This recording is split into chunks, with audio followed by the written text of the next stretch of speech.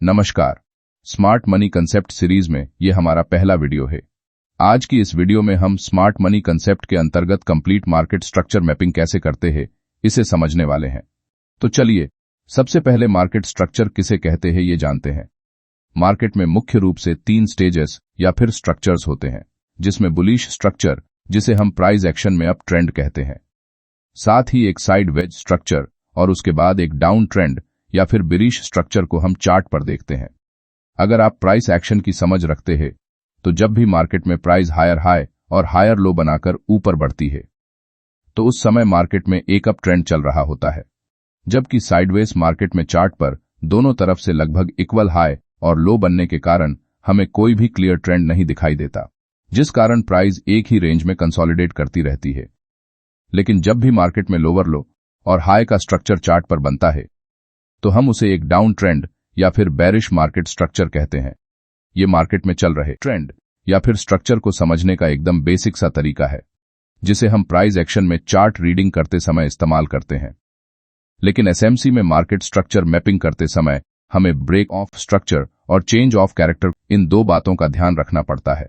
तो चलिए सबसे पहले ब्रेक ऑफ स्ट्रक्चर यानी कि बॉस किसे कहते हैं ये जानते हैं। यहां मार्केट एक अप ट्रेंड में इस तरह से हायर हाई और हायर लोज का फॉर्मेशन बनाकर ऊपर जा रहा है। स्मार्ट मनी कंसेप्ट में जब भी प्राइस अपने पुराने हाई को ब्रेक करके ऊपर निकलती है और उस हाई के ऊपर थोड़ी देर तक ट्रेड करने के बाद नीचे आती है तो इसे हम ब्रेक ऑफ स्ट्रक्चर कहते हैं, क्योंकि यहां मार्केट ने इस तरह से एक स्विंग हाई बनाया था, यानी कि एक पैटर्न क्रिएट किया था। अब जब प्राइस इस लोअर पॉइंट से फिर से ऊपर निकलती है तो प्राइस ने बनाया हुआ ये पैटर्न यानी कि स्ट्रक्चर ब्रेक हो जाता है, जिससे यहां एक न्यू हाई बनने से चार्ट पर एक और न्यू पैटर्न या फिर स्ट्रक्चर बन जाता है। इस तरह से प्राइस हायर हाई बनाकर ऊपर बढ़ती है। प्राइस क्षण में जब भी इस तरह से प्राइस मूव करती है तो यहां हम इसे चार्ट पर बनने वाला एक चार्ट पैटर्न कहते हैं। और जब भी मार्केट अपने पुराने पैटर्न को ब्रेक करके एक नया पैटर्न बनाता है तो उसे हम प्राइस एक्शन की भाषा में पैटर्न ब्रेक इस नाम से जानते हैं। लेकिन इसी बात को स्मार्ट मनी कंसेप्ट में ब्रेक ऑफ स्ट्रक्चर इस तरह के भारी भरकम नाम से बुलाया जाता है। यहां सिर्फ नाम ही चेंज हुआ है, लेकिन कंसेप्ट लगभग वही है। जब भी प्राइस अपने पुराने हाई को ब्रेक करने के बाद ऊपर निकलती है और फिर से अपने पुराने स्विंग हाई पॉइंट्स से कम 50% के आसपास रिट्रेसमेंट लेकर नीचे आती है तो उस समय हम उसे एक वैलिड ब्रेक ऑफ स्ट्रक्चर कहते हैं, जिससे हमारा पुराना हाई यहां से शिफ्ट होकर यहां इस न्यू हाई में बदल जाता है। और जब मार्केट नीचे से ऊपर निकलते हुए एक बार फिर से अपने न्यू हाई को ब्रेक करके फिर से उसी तरह नीचे आता है, यहां हमारा पुराना स्विंग लो अब यहां इस न्यू स्विंग लो में कन्वर्ट हो जाता है। अब इस तरह से जो पैटर्न बनता है तो इसे एक वैलिड ब्रेक ऑफ स्ट्रक्चर कहा जाता है, जहां प्राइस एक स्ट्रांग पुलबैक लेकर नीचे आती है और फिर से ऊपर की तरफ निकल जाती है। लेकिन बहुत बार जब मार्केट में एक स्ट्रांग अप ट्रेंड चल रहा होता है उस समय प्राइस थोड़ा सा नीचे आकर फिर से ऊपर निकलती है, जिससे चार्ट पर इस तरह से शैलो पुलबैक बनता है। अब इस तरह के पुलबैक को बहुत से न्यू ट्रेडर्स जो एसएमसी को सीख रहे हैं वो एक वैलिड पुलबैक मानते हैं, लेकिन ये एक गलत प्रैक्टिस है। जब भी प्राइस अपने पुराने स्विंग हाई को ब्रेक करने के बाद नीचे आते हुए अपने पुराने स्विंग लो से लेकर स्विंग हाई की कम से कम 50% या फिर उससे ज्यादा का पुलबैक लेती है तो उसे हम एक वैलिड पुलबैक कहते हैं। अब कौन सा पुलबैक वैलिड है और कौन सा पुलबैक इनवैलिड है, इसे जानने के लिए आप फिबोनाची रिट्रेसमेंट टूल का भी इस्तेमाल कर सकते हैं। यहां मार्केट अप ट्रेंड में है, इसलिए हम चार्ट पर हमारे स्विंग लो से लेकर स्विंग हाई तक इस तरह से अगर फिबोनाची टूल को लगाते हैं तो यहां प्राइस जब तक इस 0.50 या फिर 0.618 लेवल के आसपास आकर रिवर्स नहीं होती तब तक आप इसे एक वैलिड पुलबैक नहीं मान सकते। इस तरह के पुलबैक्स को हम डीप पुलबैक भी कहते हैं। एक डीप पुलबैक लेने के बाद अगर प्राइस फिर से अपने पुराने हाई को ब्रेक करते हुए ऊपर निकलती है तो उस समय हम हमारे पुराने स्विंग लो को इस न्यू स्विंग लो की तरफ शिफ्ट कर देते हैं। इसी तरह से मार्केट में स्ट्रक्चर मैपिंग करते हुए स्विंग हाई और स्विंग लोज को आगे शिफ्ट किया जाता है।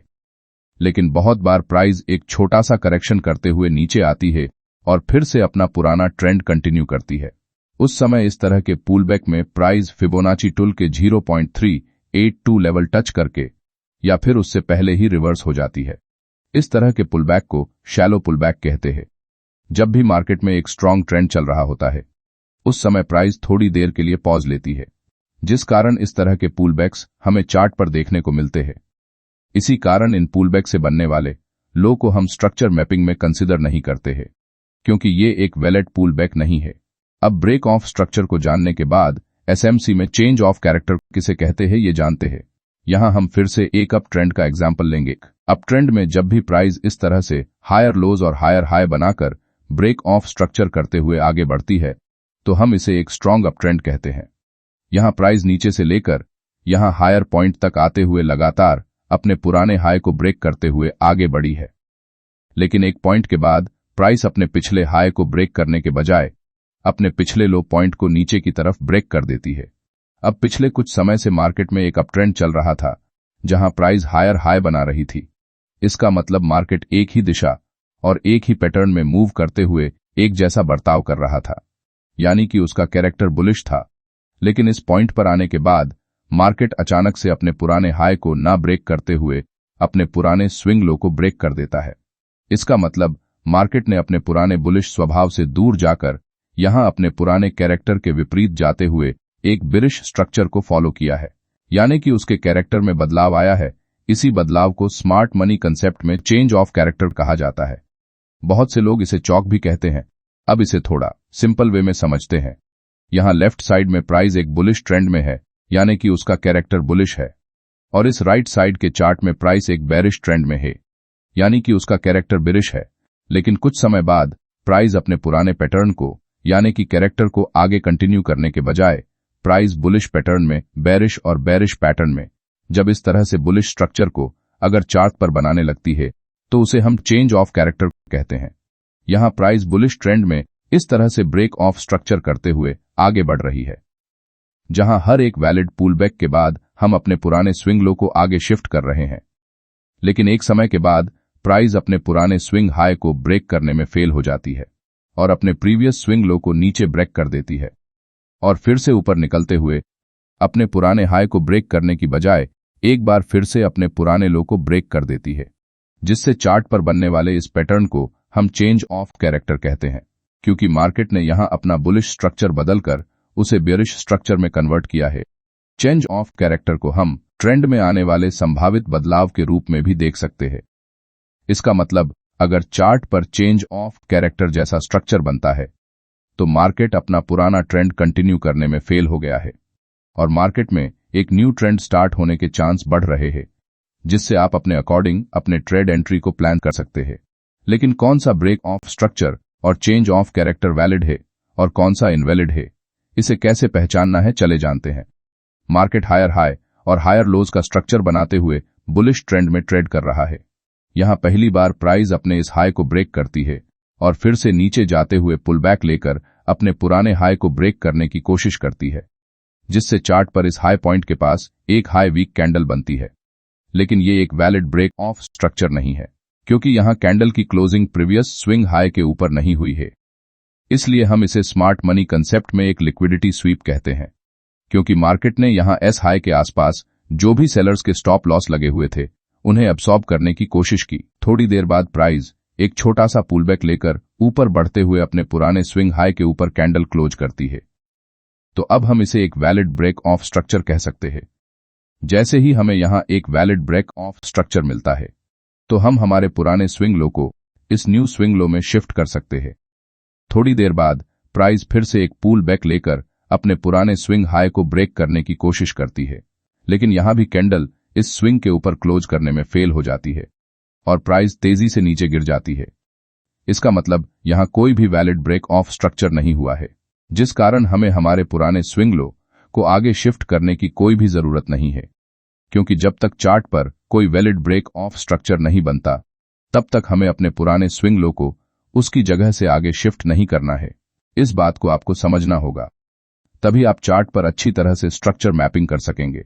अब हमारा स्विंग लो अपने पुराने जगह पर है, लेकिन मार्केट ने यहां बुलिश ट्रेंड को फॉलो करते हुए स्विंग हाई को ब्रेक करने की जगह स्विंग लो को ब्रेक किया है। इसका मतलब यहां चेंज ऑफ कैरेक्टर होने के कारण मार्केट में बेरिश ट्रेंड के आने की संभावना है। यहां प्राइस नीचे जाते हुए अपने पुराने स्विंग लो के नीचे कैंडल को क्लोज करती है, जिससे ये एक वैलिड चेंज ऑफ कैरेक्टर बन जाता है। थोड़ी देर बाद प्राइस नीचे से पुलबैक लेकर ऊपर आती है, मगर फिर से नीचे जाते हुए अपने पुराने स्विंग लो को ब्रेक कर देती है। इसका मतलब यहां एक बेरिश ब्रेक ऑफ स्ट्रक्चर हुआ है। अब यह पुलबैक वैलिड है या इनवैलिड है, इसे जानने के लिए हम यहां फिर से फिबोनाची टूल को लगाकर देखेंगे। अब यहां मार्केट बेरिश है, इसलिए फिबोनाची को ऊपर से नीचे ड्रॉ करना पड़ेगा। अब यहां आप देखेंगे प्राइस ने 0.50 इस लेवल के आसपास आकर रिवर्स किया है, जिस कारण ये एक वैलिड पुलबैक है। इसलिए प्राइस जैसे ही अपने पुराने स्विंग लो को नीचे ब्रेक करती है, तो हम यहां ब्रेक ऑफ स्ट्रक्चर को मार्क करते हुए अपने पुराने स्विंग हाई को इस न्यू स्विंग हाई के पास ला सकते हैं। इसी तरह से चार्ट पर ब्रेक ऑफ स्ट्रक्चर और चेंज ऑफ कैरेक्टर को मार्क किया जाता है। अगर आपको हमारी इस वीडियो से वैल्यूएबल जानकारी मिली है तो वीडियो को लाइक और ट्रेड बी चैनल को सब्सक्राइब कीजिए। धन्यवाद।